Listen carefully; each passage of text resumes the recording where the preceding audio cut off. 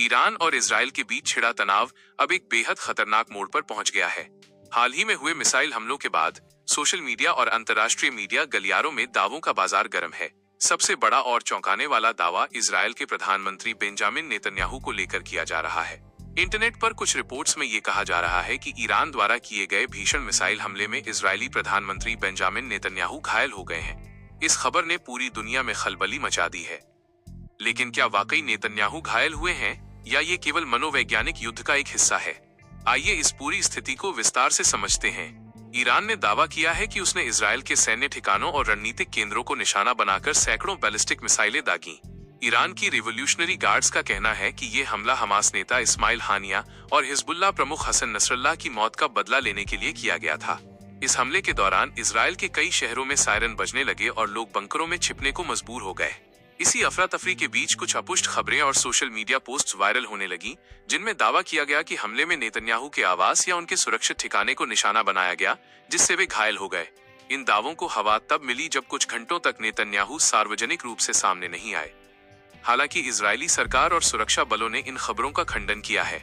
Israel की ओर से जारी आधिकारिक बयानों में कहा गया है कि प्रधानमंत्री पूरी तरह सुरक्षित हैं और वे लगातार सुरक्षा कैबिनेट की बैठकें कर रहे हैं और युद्ध की स्थिति पर नजर बनाए हुए हैं। विशेषज्ञों का मानना है कि युद्ध के समय इस तरह की खबरें अक्सर प्रोपेगेंडा वॉर का हिस्सा होती हैं। ईरान समर्थित गुटों की कोशिश है कि इजरायली जनता के बीच डर और भ्रम का माहौल पैदा किया जाए। वहीं इजरायल ने साफ कर दिया है कि ईरान ने इस हमले के साथ एक बड़ी गलती कर दी है और उसे इसकी भारी कीमत चुकानी होगी। नेतन्याहू ने एक वीडियो संदेश जारी कर ये स्पष्ट किया कि इजरायल पर जो भी हमला करेगा उसे कड़ा जवाब दिया जाएगा।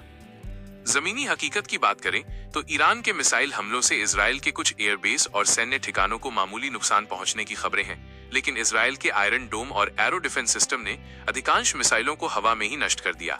इस हमले के बाद अमेरिका ने भी इजरायल का खुलकर समर्थन किया है और ईरान को चेतावनी दी है। फिलहाल बेंजामिन नेतन्याहू के घायल होने की खबर की कोई आधिकारिक पुष्टि नहीं हुई है और इसे अब तक एक अफवाह ही माना जा रहा है।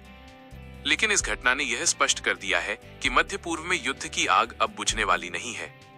इजरायल अब ईरान के तेल ठिकानों या परमाणु केंद्रों पर जवाबी हमले की योजना बना रहा है। अगर ऐसा होता है तो ये संघर्ष एक पूर्ण विश्व युद्ध की शक्ल ले सकता है। दुनिया भर की निगाहें अब इजरायल के अगले कदम पर टिकी हैं। क्या नेतन्याहू कोई बड़ा पलटवार करेंगे या वैश्विक दबाव के कारण शांति का रास्ता चुना जाएगा? ये आने वाला वक्त ही बताएगा। फिलहाल तनाव चरम पर है और दोनों देश एक दूसरे को मिटाने की धमकी दे रहे हैं।